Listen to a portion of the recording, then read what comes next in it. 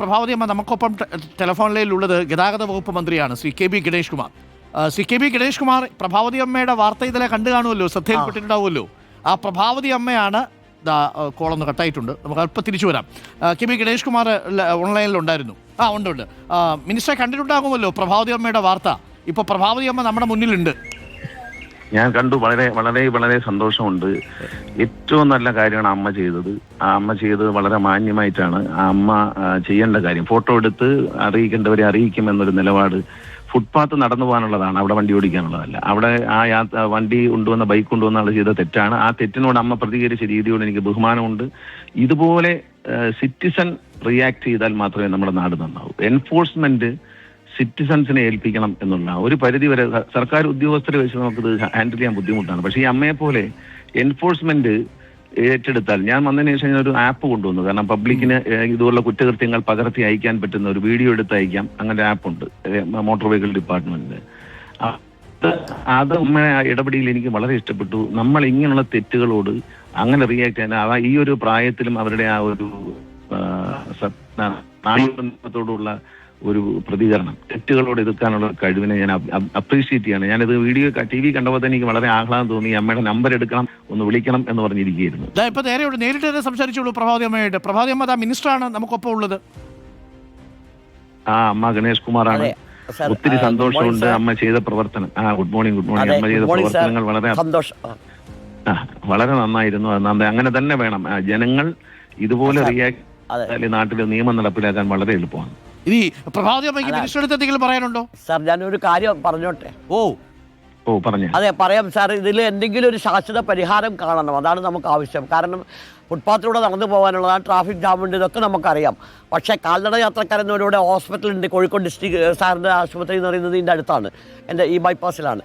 അപ്പോൾ അവിടേക്ക് പോകുന്ന ഒരുപാട് രോഗികൾ, ഒരുപാട് ഇൻസ്റ്റിറ്റ്യൂഷൻസ് ഓഫീസുകളൊക്കെ ഉണ്ട്. അവിടേക്ക് പോകുന്ന കുട്ടികളും പഠിക്കാൻ പോകുന്ന കുട്ടികളും ഇവർ വളരെ ദാർഷ്ട്യത്തോടു കൂടിയാണ് വണ്ടി ഓടിക്കുന്നത്. കാരണം മാറി നിൽക്കുക, അല്ലെങ്കിൽ ഹോണടിച്ച് നമ്മളെ ശല്യപ്പെടുത്തുക, നമ്മൾ നെട്ടിത്തിരിഞ്ഞ് നോക്കുക. ഈ നടപ്പാതകൾ മുഴുവനും ഇതിൻ്റെ ടൈൽസ് മുഴുവൻ ഇളകിപ്പോയിട്ട് അത് തടഞ്ഞു വീഴുക, ഇതൊക്കെയാണ് ഇവിടെ നടന്നുകൊണ്ടിരിക്കുന്നത്.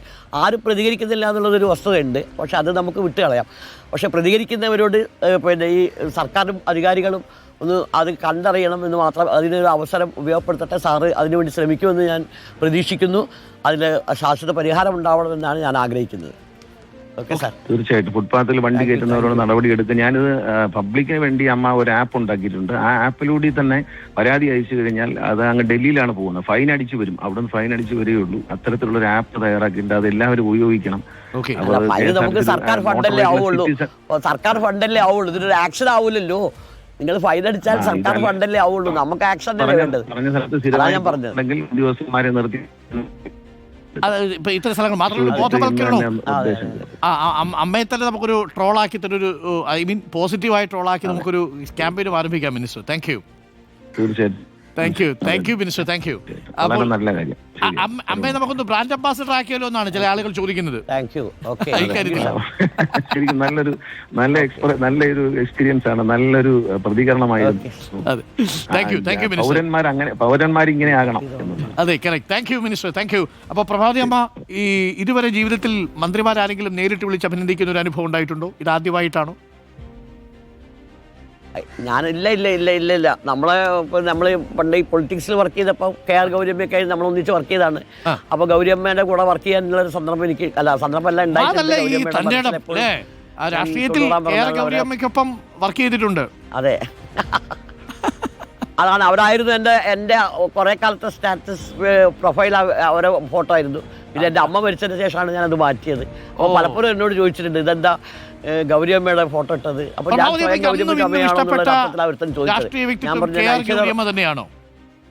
അതെ, അപ്പോഴും ഇപ്പോഴും ഒക്കെ ഞാൻ ഇഷ്ടപ്പെടുന്നത് KR ഗൗരിയമ്മ തന്നെയാണ്. KR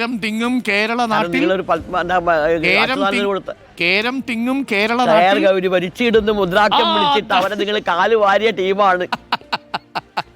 അതൊക്കെ ഓർമ്മയിലുണ്ട് അല്ലേ? നമുക്കറിയാം, നമ്മൾ ഇതിലുണ്ടായിരുന്നു. ഓർമ്മയിലല്ല, ഞാനൊക്കെ അന്നേരം ഉണ്ട്, അവിടെ ഉണ്ട്.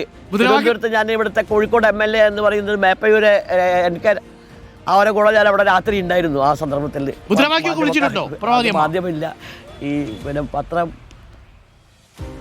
പിന്നെ അതുകൊണ്ടല്ലേ ഈ ശബ്ദം ഇങ്ങനെ കിട്ടിയത്. ഇത്രയും ഞാനൊരു കാര്യം ചോദിച്ചോട്ടെ, ഇപ്പോഴത്തെ അതുകൊണ്ടാണ് ഈ ശബ്ദം ഇങ്ങനെ കിട്ടിയത്. ഇപ്പോഴും എങ്ങനെയാ രാഷ്ട്രീയ നിലപാട്? ഗൗരിയമ്മ പിന്നീട് പാർട്ടി വിട്ടുപോയി, പിന്നീട് വീണ്ടും തിരികെ ഇടതുപക്ഷത്തിനോടൊപ്പം ചേർന്നു, അതൊക്കെ അവിടെ നടന്നു. പക്ഷേ എന്നിട്ട് അവരോട് നീതികേടല്ലേ കാണിച്ചത്? നിങ്ങളൊരു റെക്കമെൻഡേഷൻ കൊടുത്തോ? അച്യുതാനന്ദന് ഇപ്പം കൊടുത്തു. അപ്പോൾ അവിടെ ഒരു പുരുഷ മേധാവിത്വത്തിൻ്റെതായിട്ടുള്ള ഒരു ഇത് വന്നില്ലേ? അല്ലെങ്കിൽ ഒരു സ്ത്രീ എന്നുള്ള നിലയിൽ അവരെ വളരെയധികം പീഡിപ്പിച്ചില്ലേ? അവസാനം പീഡിപ്പിച്ചു തന്നെയാണ് ഞാൻ പറയാം. ഞാൻ അവരുമായിട്ട് പേഴ്സണലായിട്ട് വളരെ സംസാരിച്ചിട്ടുണ്ട്. അവരോട് ഗസ്റ്റ് ഹൗസിൽ വന്നപ്പോഴൊക്കെ ഞാൻ കാവൽ നിന്നിട്ടുണ്ട് അവിടെ രാത്രി പോയിട്ട്. അവരുടെ കൂടെ കിടന്നിട്ട് ഒരേ ആ ഗസ്റ്റ് ഹൗസിൽ താമസിച്ചിട്ടുണ്ട്. ഒരേ ഭക്ഷണം ഞങ്ങൾ കഴിച്ചിട്ടുണ്ട്. ഇപ്പോഴും ടി വി കാണും, വാർത്തകൾ കാണും അല്ലേ? രാഷ്ട്രീയ കാര്യങ്ങളൊക്കെ ശ്രദ്ധിക്കും.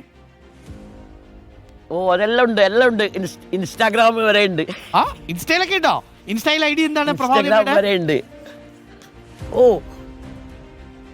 അത് പ്രഭാ കാർത്തു. അമ്മയുടെ പേരിന്റെ ഒരു ഷോർട്ടും എന്റെ പേരും. കൊള്ളാലോ.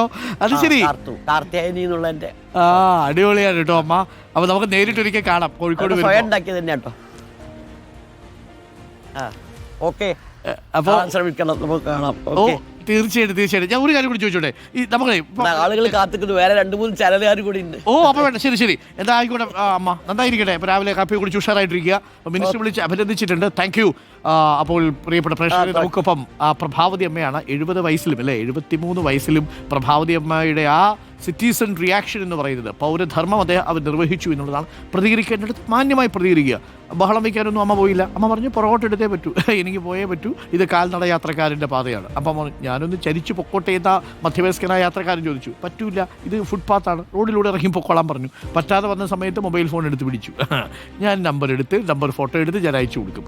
അപ്പോൾ പണി വാളി എന്ന് മനസ്സിലായി, പിന്നിലോട്ടെടുത്തു. എന്നിട്ട് വളരെ സൗമ്യമായി ആ ബൈക്ക് യാത്രികർ അമ്മയോട് പറഞ്ഞു, നിങ്ങൾ ജയിച്ചുട്ടാ എന്ന് പറഞ്ഞിട്ട് അങ്ങ് പോയി. പക്ഷേ അതിൽ പരിഹാസമൊന്നും ആയിരുന്നില്ല, മാന്യമായി തന്നെയാണ് പോയതെന്നാണ് അമ്മ പറയുന്നത്. അതാണ് യഥാർത്ഥത്തിലുള്ള നമ്മുടെ പൗരധർമ്മം.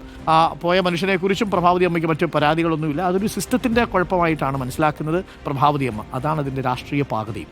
ഇപ്പോൾ മിനിസ്റ്റർ തന്നെ വിളിച്ചു പറഞ്ഞിരിക്കുന്നു, പ്രഭാവതി അമ്മയെ അഭിനന്ദിച്ചിരിക്കുകയാണ്. അത്തരത്തിലുള്ള റിയാക്ഷൻസ് വേണം. സ്വാഭാവികമായും പ്രഭാവതി അമ്മ ഈ നിമിഷം മോട്ടോർ വാഹന വകുപ്പിൻ്റെ ബ്രാൻഡ് അംബാസിഡറാണ്.